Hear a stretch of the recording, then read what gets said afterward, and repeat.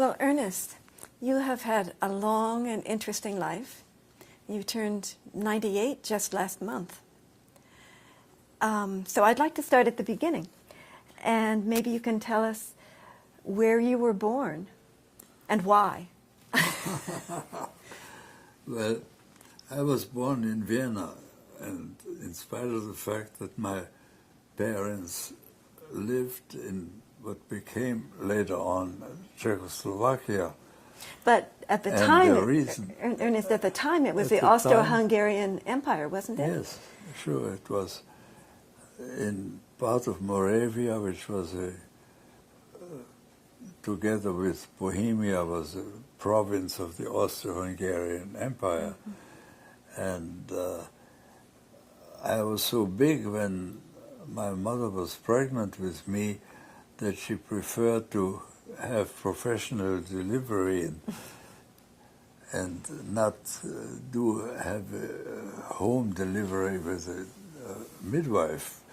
That how my siblings were born.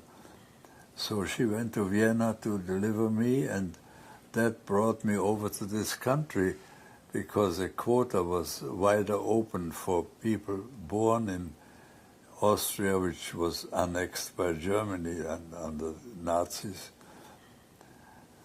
Then the very limited Czechoslovakian quota that my siblings would have had to wait, and they all emigrated to Australia, and I was the only one that first landed in this country. Mm.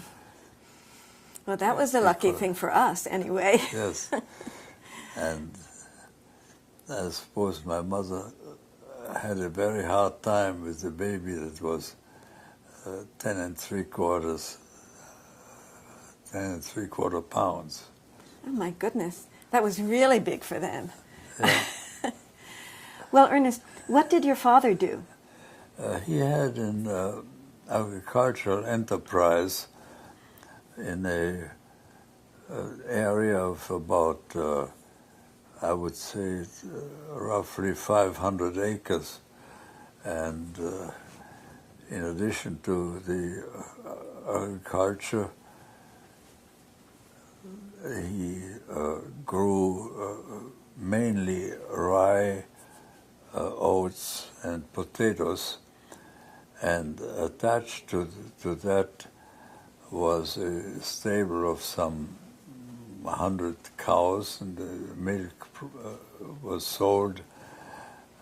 And in addition, there were two factories, one of them for denatured ethanol, and the other one for starch from potatoes and the ethanol from grain. Well, that's amazing. Now, your mother raised 4 children. Yes, I was the second of 4. Mm-hmm. First, I have 2 brothers, one older one and one younger one.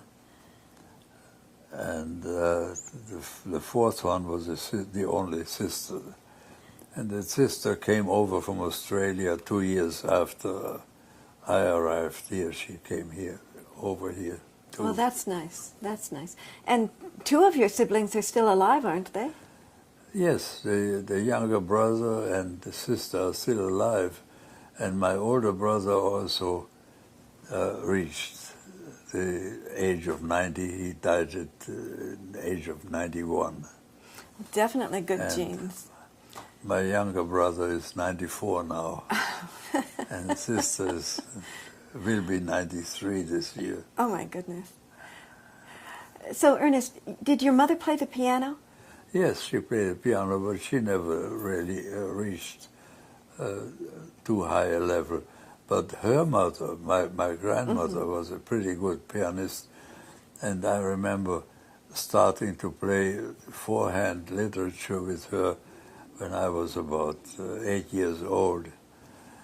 And I started piano playing at 6 2/3 or so, to be exact. So 2 years later, you were playing with your grandmother? Yes. And played with her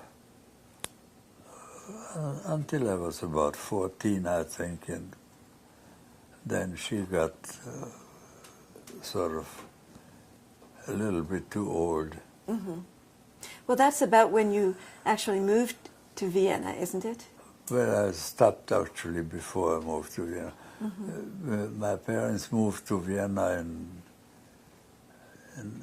the late 1928. I was 15 then. Mm-hmm.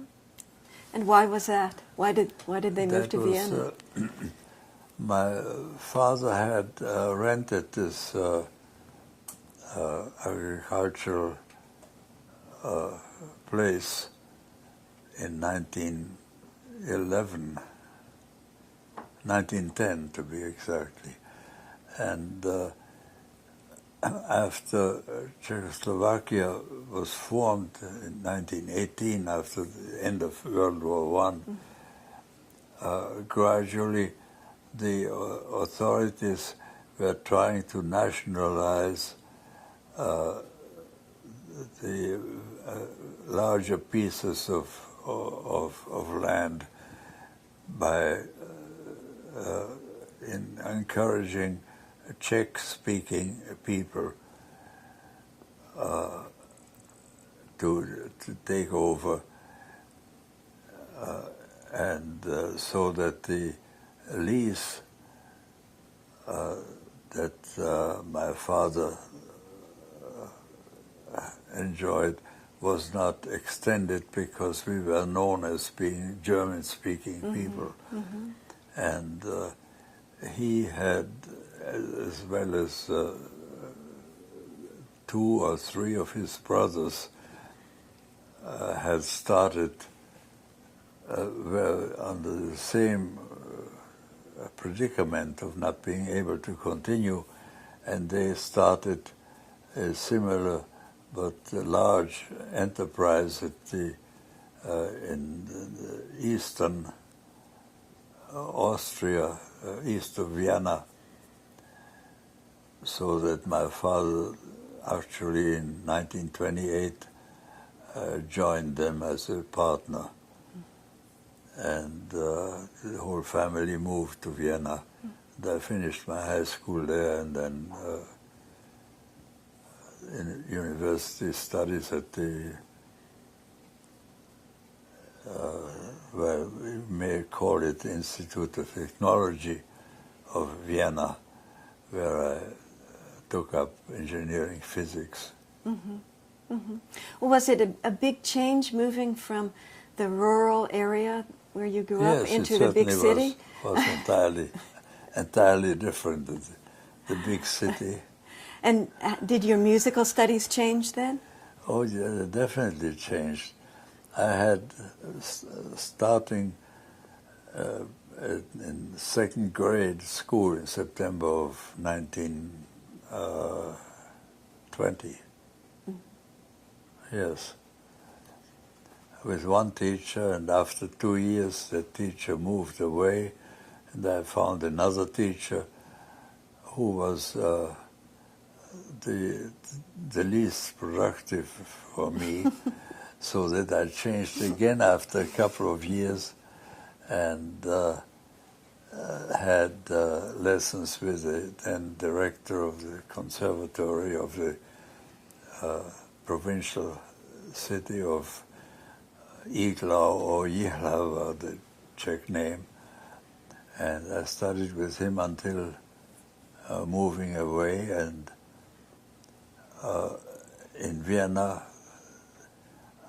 I was interviewed by a piano teacher who came in direct line from Beethoven.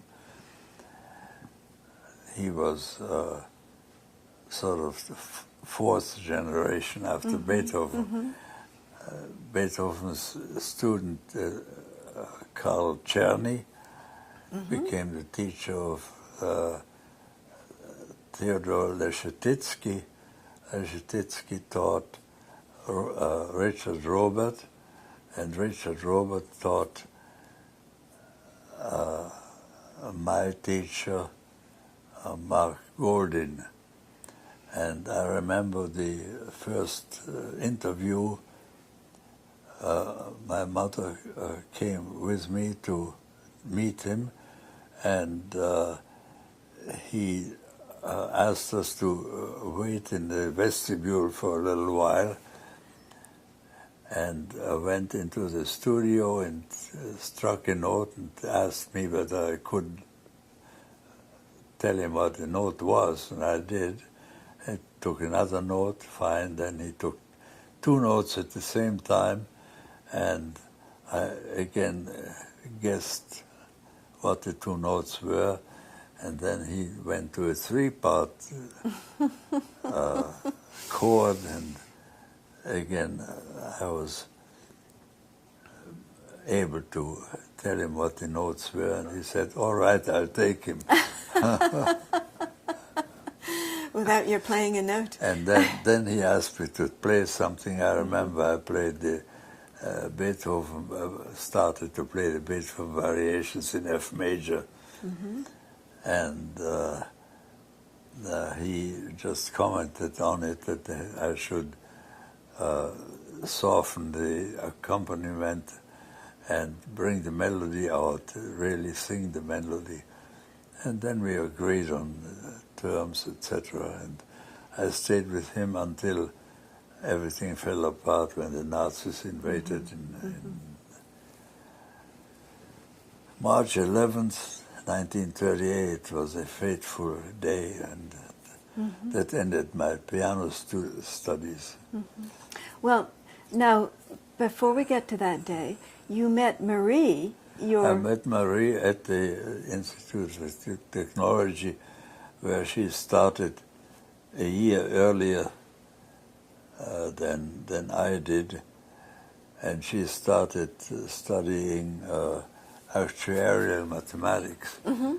And then at the same time as I started, she switched over to engineering physics. And then I found her in the standing room of the concerts in Vienna, and we got close to each other. And she played the cello.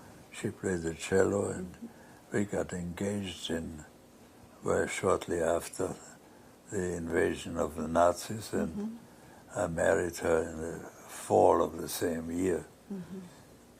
So tell me about the invasion of the Nazis, how that affected you. Well, there was pressure exerted by the Nazis on the then Chancellor Schuschnigg to let them come in. Schuschnigg resisted, but with the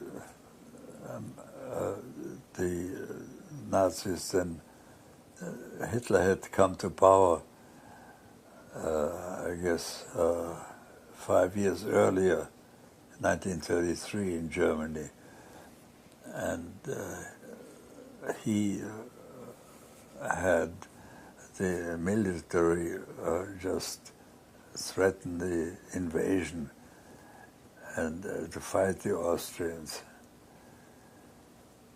So that finally Schuschnigg was sort of, in order to avoid bloodshed, he gave in and let them just march in sort of peacefully. Mm-hmm.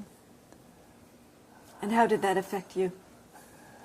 Well, I realized that there was no future for us in Austria, and I was no longer admitted to taking exams. I had taken all the courses, but the system was such that you didn't have to complete the exams at the end of the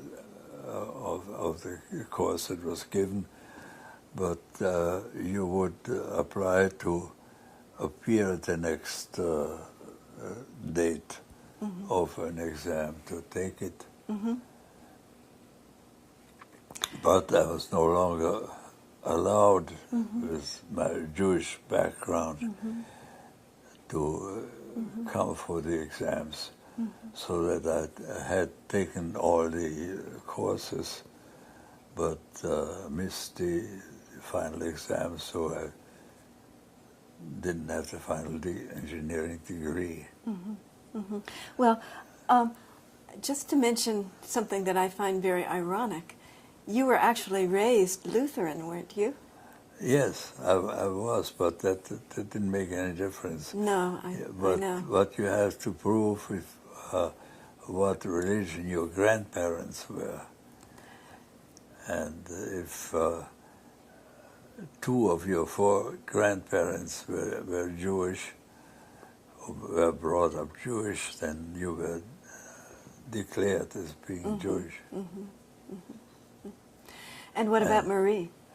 And Marie was actually from Jewish parents. Only I had the complications. My maternal grandfather had his children baptized. And it wasn't far enough to save you. So my parents got married in Vienna in the Lutheran church, and the irony of history put me in the same street 80 years later. Let's see, 1914 to 1912 to 1998. That's how many years is it? 1998. It's 80, 86, 84, 86. 86 years. 86 years later, I gave a concert there across the street from the church where my parents were married. In the Jewish Museum, wasn't it? In the Jewish Museum, yes. The Jewish Museum was only about 5 years old when that happened. So what happened with you and Marie? You were engaged to be married, and the Nazis had taken over. And the Nazis had taken over at the time. They still preached that the Nazis should emigrate rather than be exterminated. And we had no trouble leaving the country after going through certain formalities. And one of the formalities, you had to prove that you didn't owe any taxes. And I remember when I stood in line in early morning on November 10th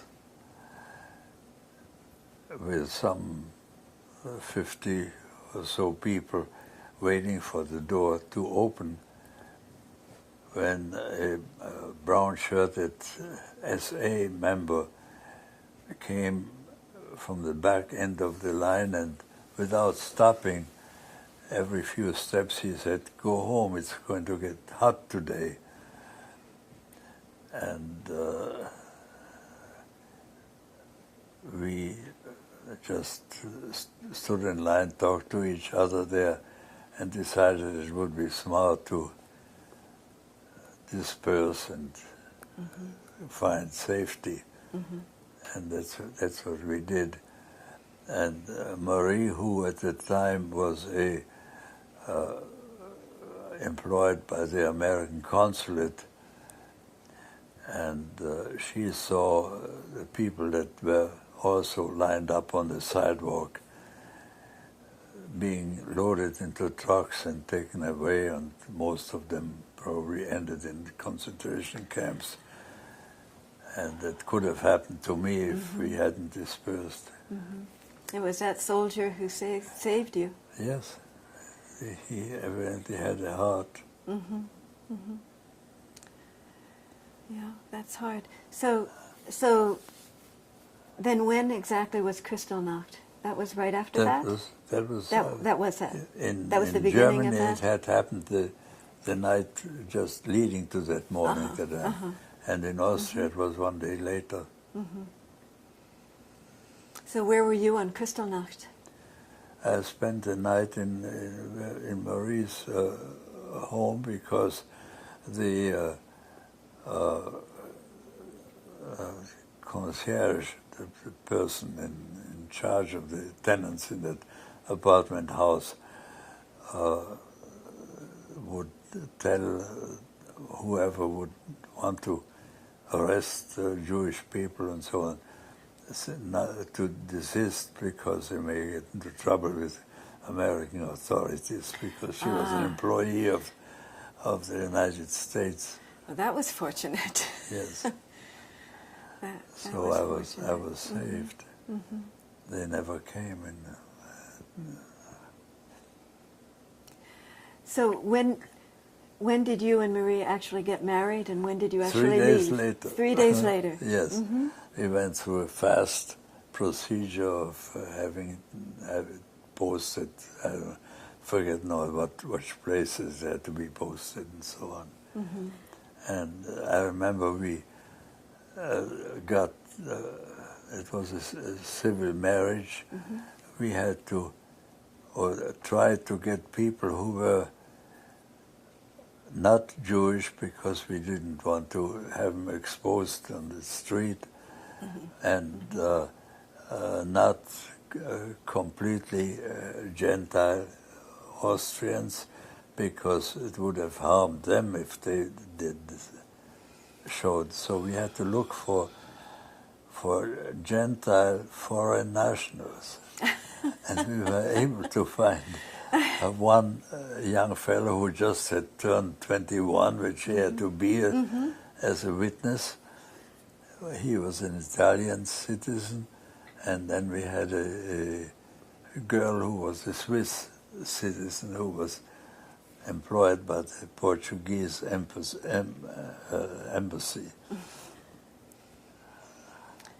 That must have been a scary time. It was scary, sure.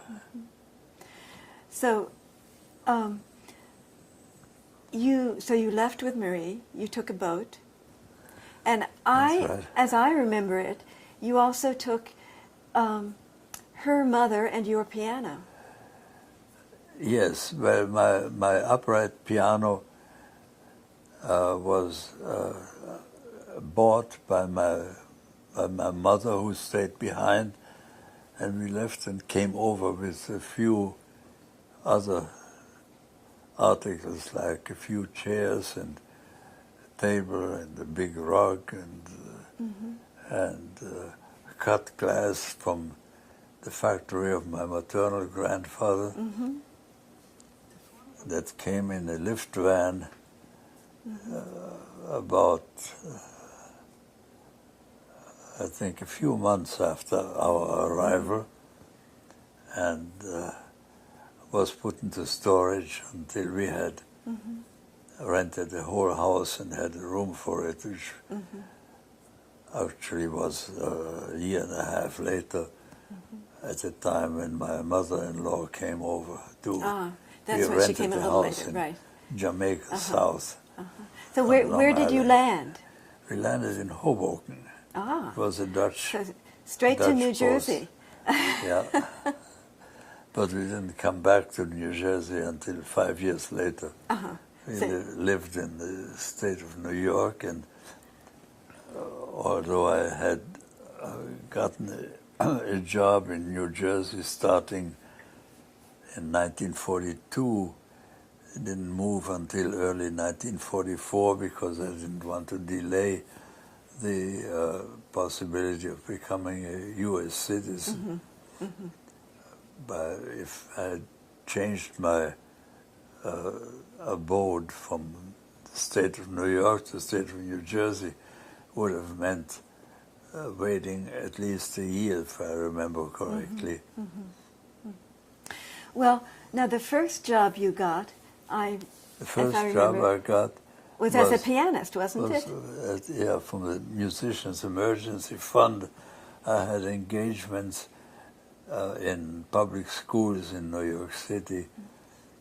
And the first year was with a violinist, and the second year it was with a soprano, to give classical music productions for one period in the public schools.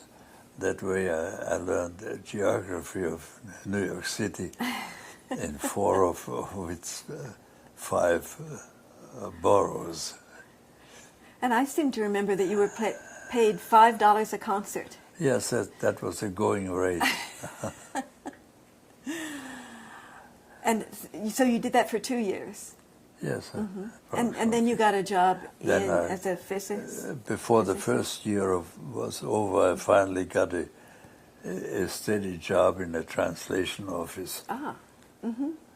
And I kept that until I was able to land a job in the industry, which showed reluctance to talk to me because of the red tape connected with not being a citizen. Right.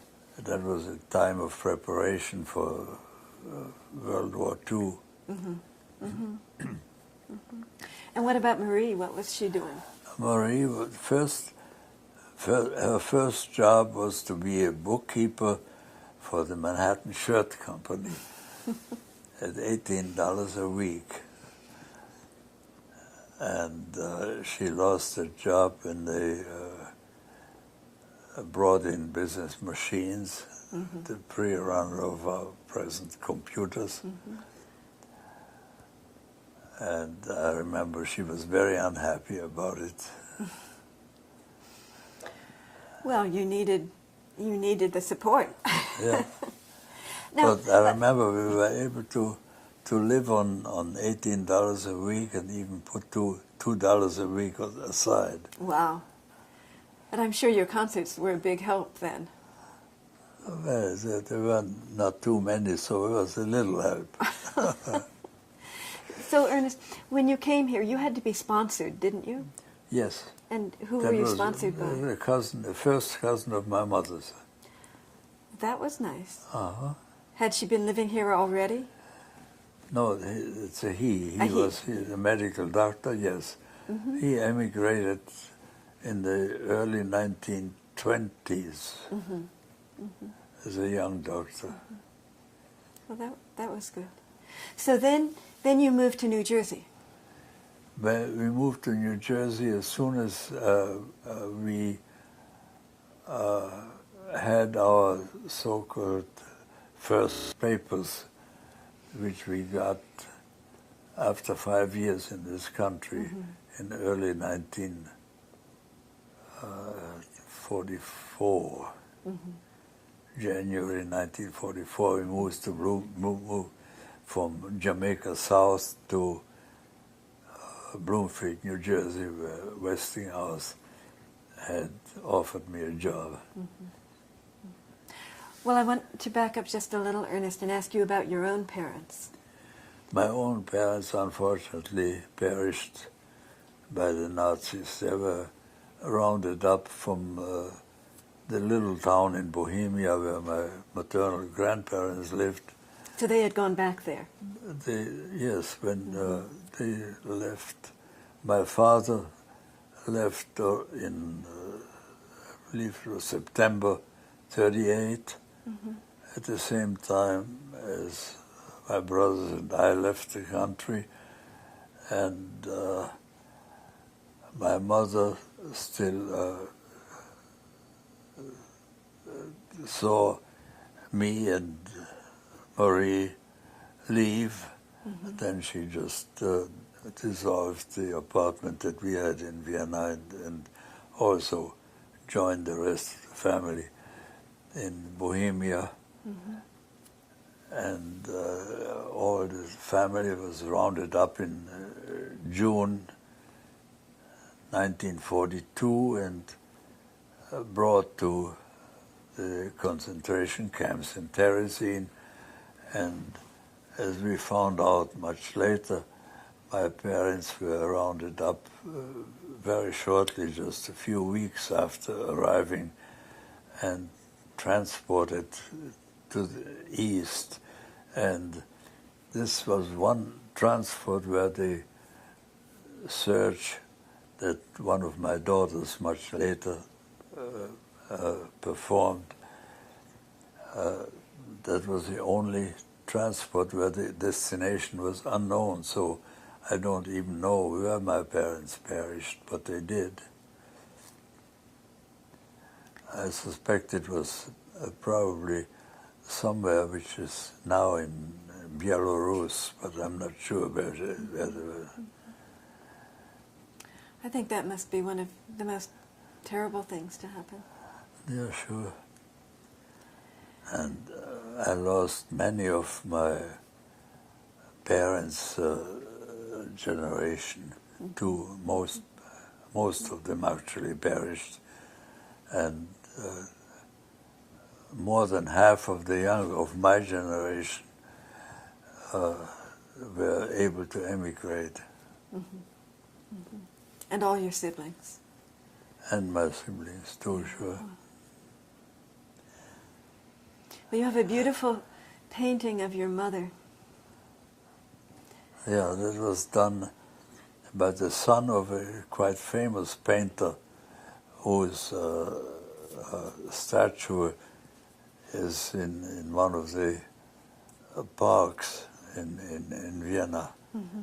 His artist's name was Canon, although he grew up by the Polish name of Straszy Rybka. Ah. A difficult name. And this was done by his son, who was a resident of Iglau, and he became a rabid Nazi much later after he painted various pictures that you see around in this apartment. Well, again, the irony of that. But he did paint a beautiful picture of your mother. And it's so nice that you have it. Yeah.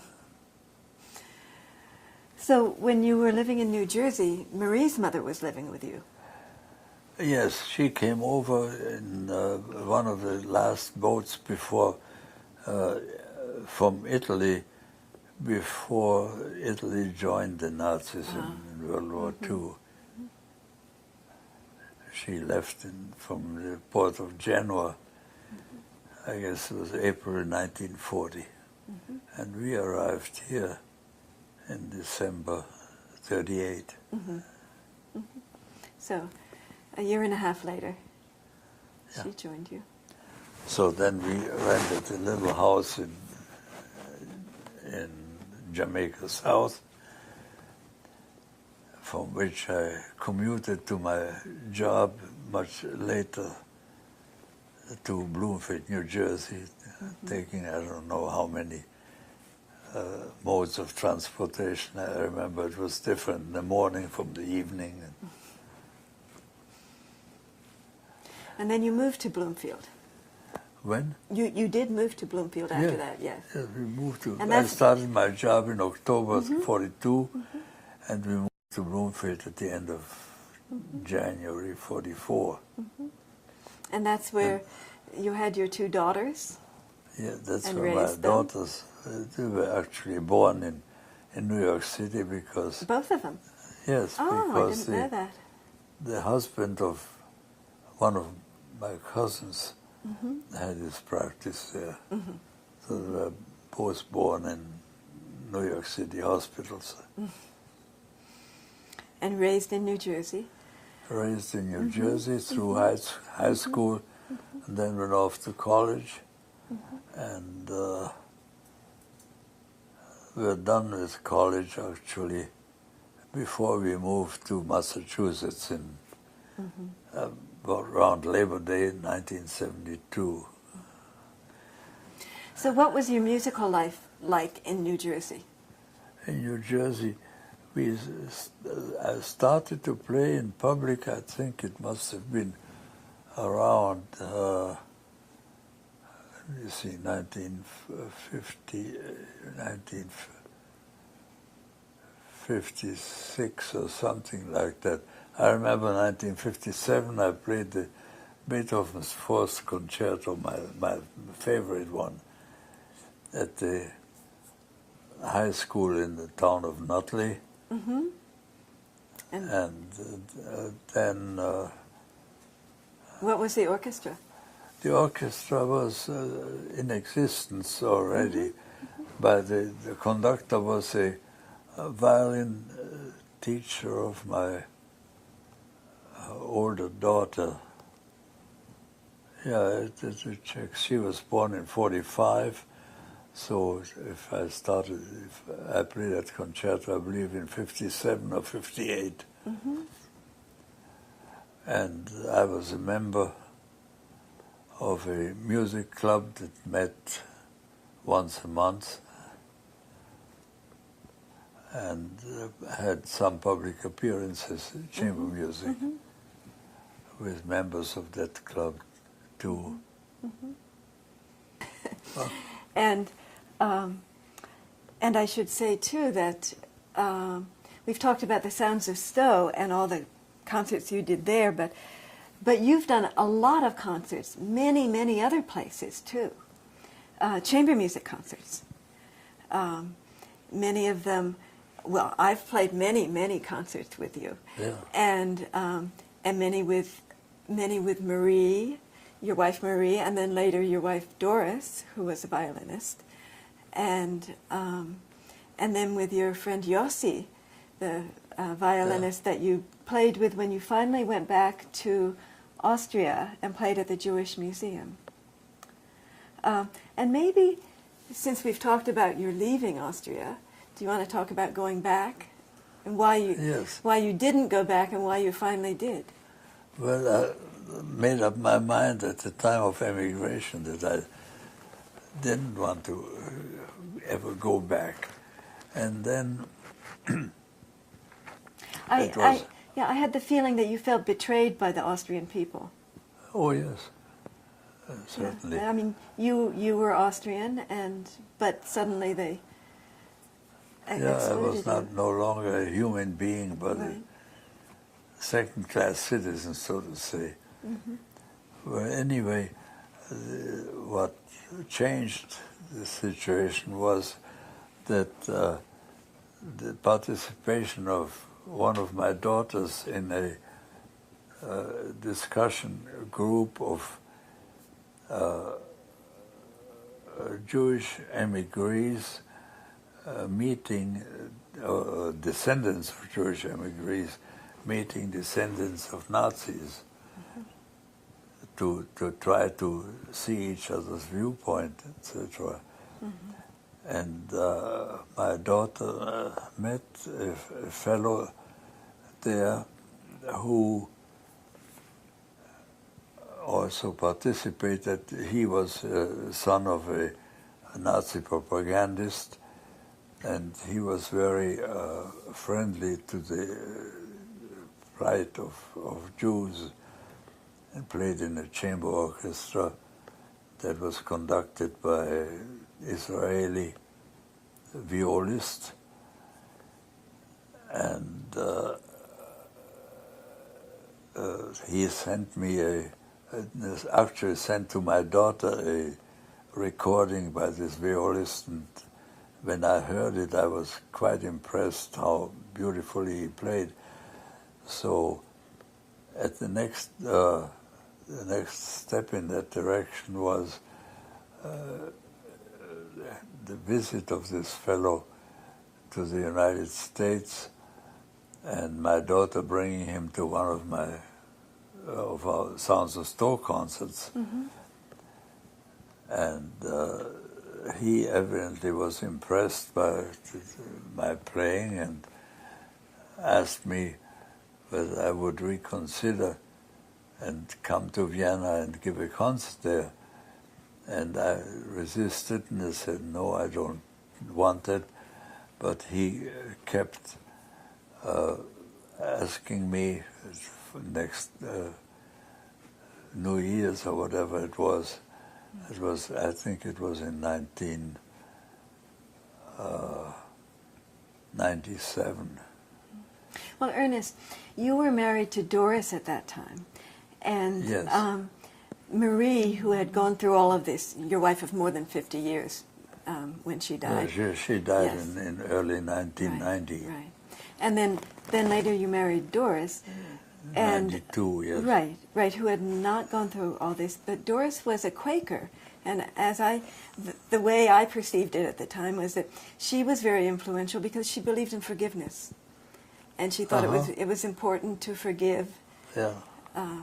And so she encouraged you to go back. That's true, because as a final incentive, this Austrian fellow asked me if he would arrange a concert between this violist and me, and I gave in and said, all right, I'll do it. So I met him. His name was Ernest Goldman. I met him, and we had 2 rehearsals, and gave a joint concert at the Jewish Museum, which was relatively new at the time. I was only about 5 years old. And the hall supposedly only had, I think, 99 seats or something like that. And about 140 people were there because a group that my daughter had been a member of had done so much propaganda about it that everybody came. Well, that must have been a wonderful experience. Yes, it was gratifying. And was that the trip on which you then went back to the glass factory that had belonged to your... No, it wasn't. That was a different trip. No, that was a different trip. It was about 6 weeks later. The Concord Orchestra, of which Doris was a member, had a European trip, and that brought me back to Vienna again. And then you went to the grounds of... Well, it was still being run as a factory, wasn't it? Yes, a cut but glass factory. no longer by any member of my family. Because Wasn't it run by communists? it was it was no longer communist. No, it But was it had after been. after the Velvet Revolution, as it was called. And that's where you spent your summers Yeah. growing up. Well, you have had a very diverse life. And the world has changed enormously during your lifetime. And I was lucky that I had good health until a couple of years ago when I had several falls and I had to leave my house. But I'm quite well situated in this meeting house. And you can still play beautifully. I know you say it's not the way you want but to. It doesn't work anymore because of the neuropathy in my hands. Particularly the left hand is very bad. Well, you still make beautiful music. It's still Thank you, Katie. It's still a great treat for me to play with you. Ernest, You always play. say that, but it's I true. don't believe it. It's true, Ernest. You play one note on the piano, and I know it's you. The touch, even with neuropathy, is unmistakable. Yeah, well, it's certainly a privilege to be able to play with you, and I appreciate your devotion to do something beautiful with me. Well, I love playing music with you, and one of the phrases, well, 2 phrases that you have used a lot that I've picked up. One is at rehearsals you would say, "Well, there's plenty of room for improvement," and then the other one that you would say is, "Well, the music was there," and that's when something was really good. The music was there. And it doesn't have to do with any of the technical stuff, which of course you want to be perfect, but the music being there is this separate, wonderful thing that you were always looking for and finding.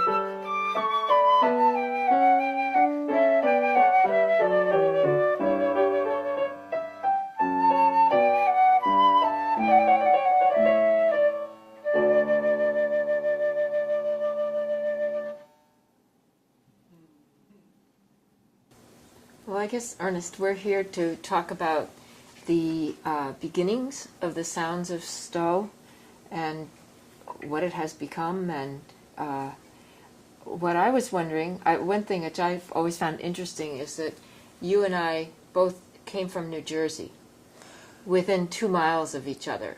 Without knowing each other. Without knowing each other, and I'm the same age as Ernest's daughters. And we both moved to Stowe in 1971. 72. Oh, I'm sorry, I was married in 71. Right. And we moved to Stowe in 72, and you did as well. But we didn't meet until a candlelight service at the First Parish Church that my husband and I attended in December of 74. And I was... Was it that late? I thought it was earlier. Oh my. You can edit these things out. But in any event, it was... You had organized the music for the candlelight service, and it was so beautiful, the setting and the music, and it was...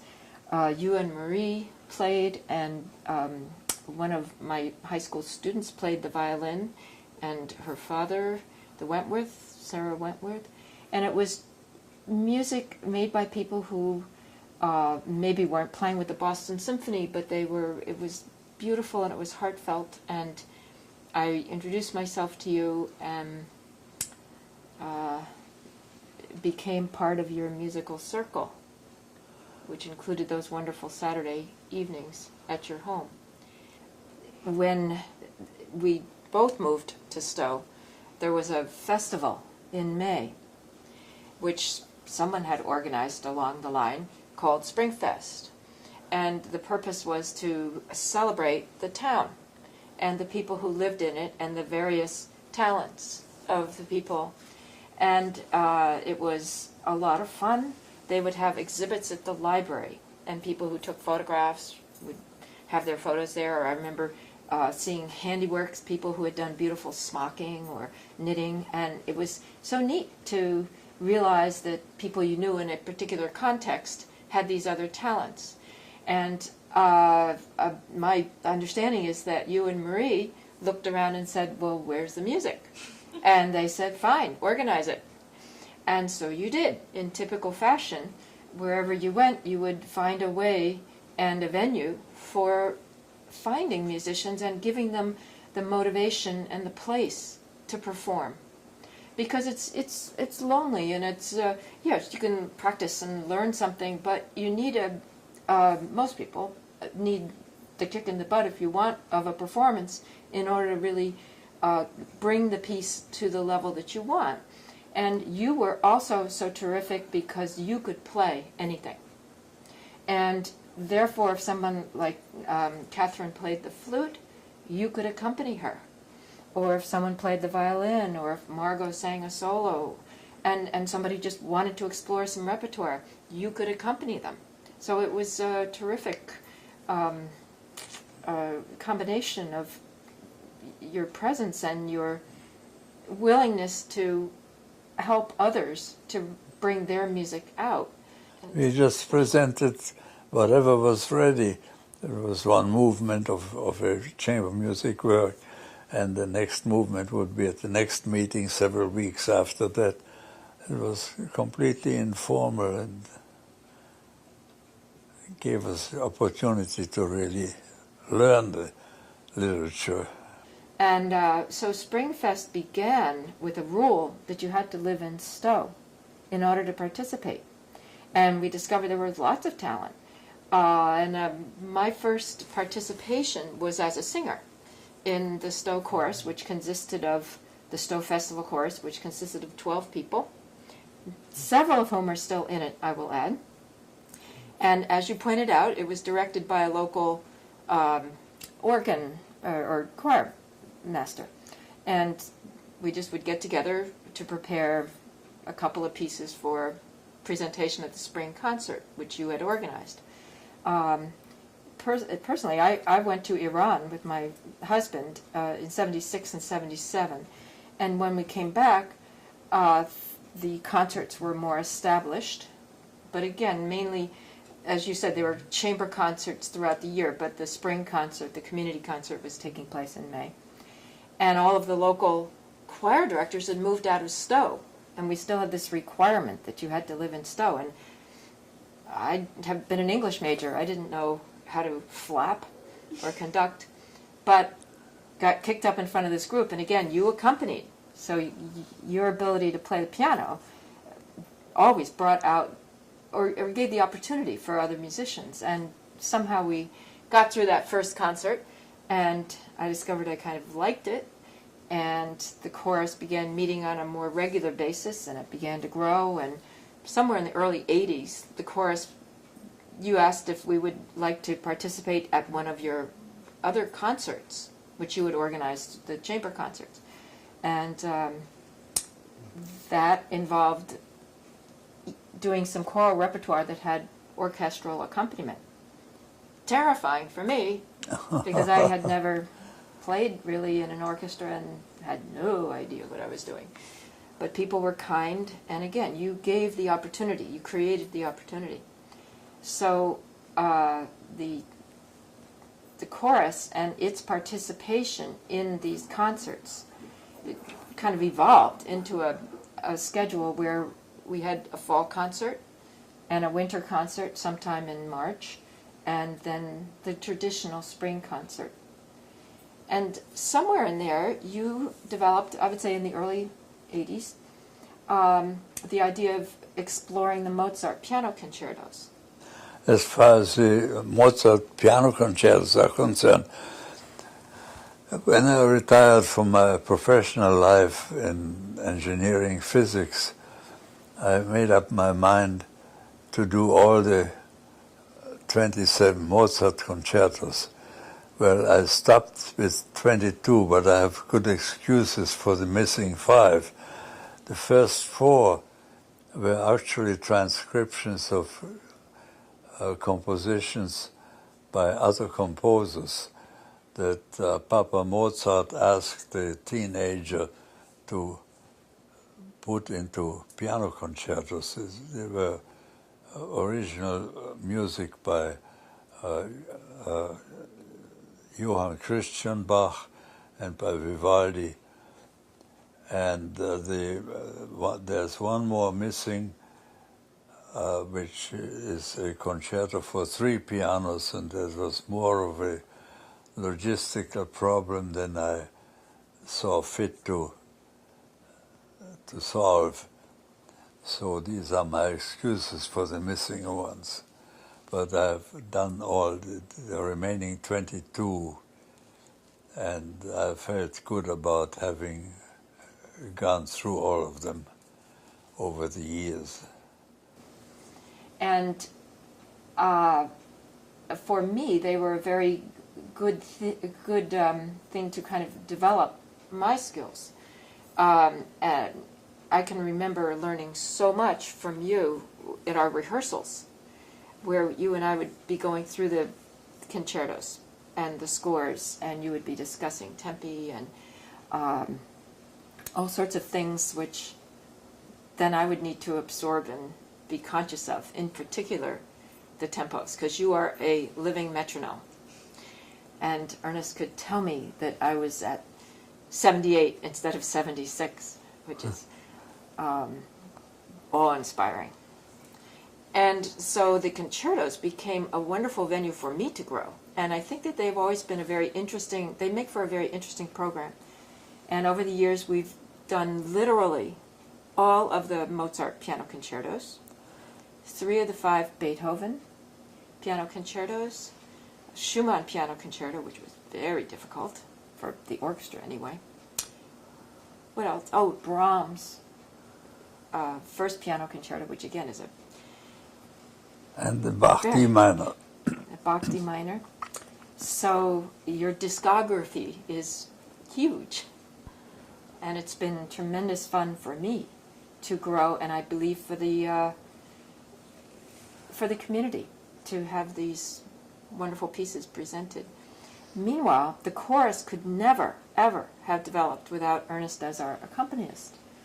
And this is accompanying a choral group is a difficult skill. The music is not set up like regular piano music. It's called open score, and usually there are 4 parts: soprano, alto, tenor, and bass. And the tenor part, because of where it lies, that is mainly between the bass and the soprano clef and the treble clef, is shown an octave higher than it actually sounds. Now, for a pianist, this is difficult because we're trained to produce the notes where they are, where they lie on the keyboard. So it involves a transposition down an octave, and it also, that's a part that's tucked in the middle. So it's very difficult. It's somebody who knows that they wish to accompany a choral group will train to do that. And the system that I developed was to transpose the written music, printed music, into the ledger lines of the bass, so that the left hand would do tenor and bass, and then cover up the original tenor line with strips of paper, scotch taped on, and that way I could fluently read it and accompany the chorus properly. so what Ernest is describing is an incredibly labor-intensive task, which he undertook for literally every single piece we ever did. He wrote out in pencil the tenor part for every single piece we ever did, and put it into his score so that he could help us learn the part at the rehearsals. And so if you look at his scores, it's just an incredible labor of love, I can only say, because and it, again, enabled us to do the learning that we needed. And these scores are difficult. I mean, a lot of the music that we did was very complex. So your willingness to do that also enabled the chorus to rehearse and to learn this music, which we've done over the years. It's a tremendous legacy. And also, as the group, both the chorus and the size of the orchestra grew, we moved the venue, the concert venue, from the First Parish Church to Center School, which at that point provided the only other sizable hall. This hall at Center School functioned as a cafetorium. No, we called it the Cafegimatorium. It functioned as a cafeteria, as a gymnasium, and as an auditorium. Town meetings were held there. And so we began playing these concerts at Center School, and it always amused me that we would do a beautiful Haydn Mass or the Mozart C minor Mass under the basketball hoop. And it somehow spoke of the community because it did not diminish the quality of the music at all. As a matter of fact, I thought it democratized it in some ways. And then in 1997, I believe it was, the new auditorium at Hale Middle School was designed. And I know that we were consulted as to what architectural features would help us bring the music to the community. And one of the things that we requested was the ability to remove the first 3 rows of seats, in essence create a pit so the orchestra could be down in front and the chorus could be brought as far forward and sing over the orchestra. We always had the difficulty at Center School that we didn't have that, and I'll never forget, in order to get the chorus to project over the orchestra one time, this was with the Amy Beach, we actually borrowed the drum major's stand from the Neshoba Chieftains High School. It's this big, immense wooden structure that brought in, and we put the chorus and the orchestra on the stage, and then I stood on this immense thing with a green Indian head to try to make it so that I could be seen. So having the Hale Middle School was a big step forward in terms of the quality of the presentation of the concerts. And I have to say, we also took 2 of our concerts into Boston, one being the Amy Beach in 1995, and one being the Berlioz Missa Solenile, and I believe it was 2001, and performed them in the Cathedral of St. Paul, which is on Boston Common. They were truly highlights of my life. Great fun, and it was wonderful to do this music in an appropriate, very resonant, large space. It was wonderful. And as with the chamber works and the evenings at your home, I can speak for so many members of the chorus over the years. We've been able to touch and to access so many scores. And that was only possible because I don't know if you had any vision of this organization growing. I know I never did. I certainly didn't either. And one thing led to another, to another, to another. And I've always thought of each piece, whether it's an orchestral piece or the concertos or the choral, as an incredible investment. There's a huge investment of time on everyone's part, on yours and mine, on preparation, selection, and then all of these individuals coming together to learn it.